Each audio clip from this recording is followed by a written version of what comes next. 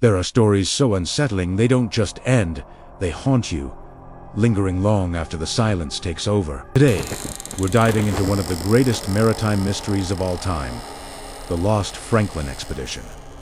This isn't just a tale of exploration, it's a story of ambition, desperation, and a puzzle that took over 170 years to even begin to solve. Picture this. It's 1845. The British Empire is at the peak of its power, a global superpower, confident in its ability to conquer any challenge. The last prize in the Arctic, the tricky Northwest Passage connecting the Atlantic and Pacific. For centuries, explorers had tried and failed, defeated by the brutal, unforgiving ice. But this time, it was going to be different. The Royal Navy assembled the most technologically advanced expedition the world had ever seen. They chose two magnificent ships, HMS Erebus and HMS Terror.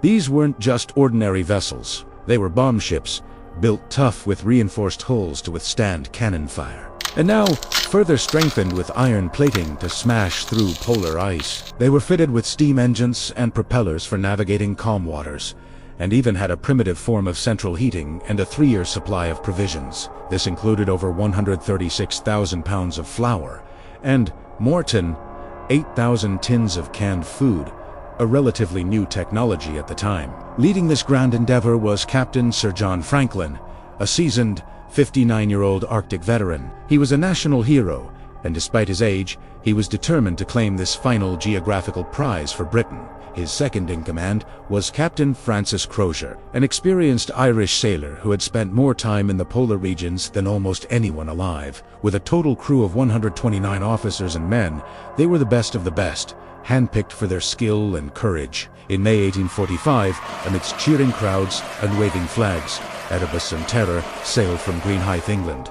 The mood was one of supreme confidence. The London Times declared, "There can be no question of the success of the expedition." In late July, 2 whaling ships saw them in Baffin Bay, near Greenland.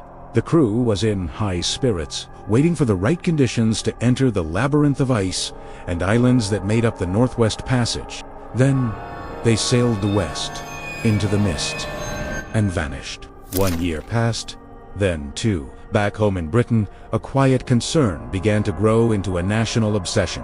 Where was Sir John Franklin? His wife, Lady Jane Franklin, became a relentless force, lobbying the Admiralty, offering huge rewards, and funding her own search missions. The public was captivated. Songs were written, plays were performed, and a media frenzy ensued.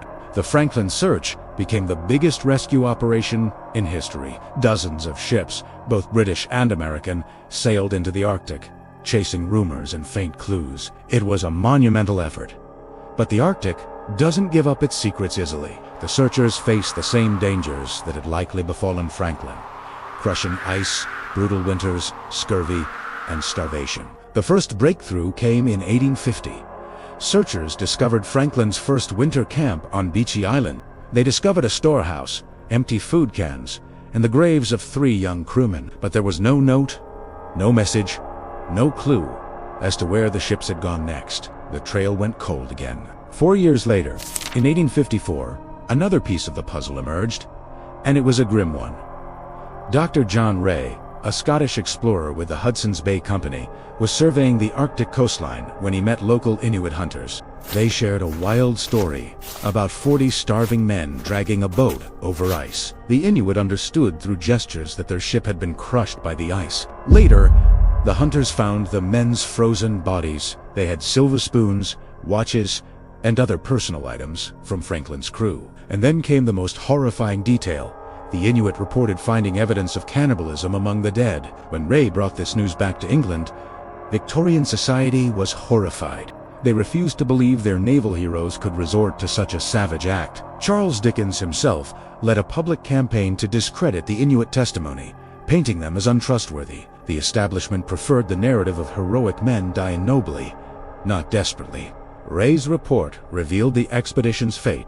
In 1859, Lady Franklin's search team found the expedition's only record on King William Island. It was a standard naval form, tucked into a stone cairn. An initial entry, dated May 1847, was cheerful. The ships wintered at Beechey Island and are now stuck in ice near King William Island. Sir John Franklin was still in command, but scribbled in the margins was a second, frantic message, dated almost a year later, in April 1848. This note told a far darker story. The ships had been trapped in the ice for a year and a half. Sir John Franklin had died on June 11, 1847.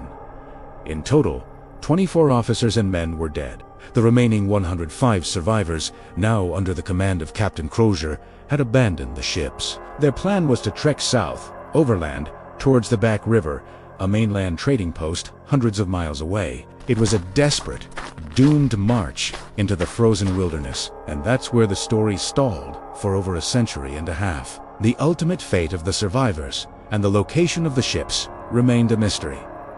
What went wrong? Why did this perfectly equipped expedition fail so catastrophically? Modern science has helped us piece together more of the story. Analysis of crewmen's remains on King William Island showed knife marks and high lead levels. One theory is that the lead solder used to seal their thousands of canned food tins was faulty, leaching poison into their food supply. Lead poisoning can cause confusion, paranoia, and physical weakness, a devastating combination in the unforgiving Arctic. Scurvy, from a lack of vitamin C, would have also taken a terrible toll.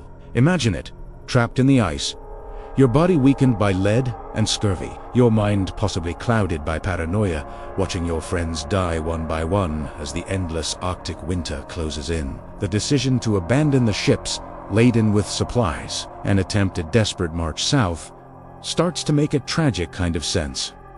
But what about the ships? For 170 years, they were the holy grail of maritime archaeology. Then, in 2014, the mystery finally broke. A Canadian search team, guided by modern technology and, crucially, traditional Inuit knowledge passed down through generations, found it. Just 11 meters deep in icy waters lies the HMS Erebus, perfectly preserved. 2 years later, guided by a tip from an Inuit ranger, they found HMS Terror in even better condition, about 50 miles away in a place aptly named Terror Bay.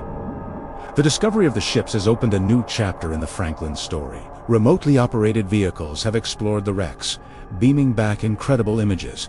On the Terror, they found neatly stacked plates, corked wine bottles, and Crozier's untouched cabin. It looks as though the ship was carefully prepared for the winter and then simply abandoned. These discoveries challenged the old narratives. It seems the ships weren't crushed by ice, as previously thought. Perhaps the crews abandoned them, and the ships later sank during a storm. The location of the Terror suggests that some of the crew may have remanded and tried to sail it south before finally giving up. The investigation is ongoing, and each dive brings new questions and potential answers. The Franklin expedition is more than just a ghost story from the ice. It's a powerful lesson about the limits of technology against the power of nature. It's a story of incredible bravery and unimaginable suffering. And it's a testament to the importance of listening to indigenous knowledge, which held the key to the mystery all along. What started as a tale of imperial hubris has become a story of human endurance, a chilling maritime mystery, and an archaeological puzzle that we are still, piece by haunting piece, putting together. Thanks so much for joining me on this journey into the icy north. The ocean still holds its secrets, but we are determined to find them. For more deep dives into the unexplained, subscribe and join the journey. Uncovering history's greatest mysteries only here on Forgotten Clues. We'll see you on the next one.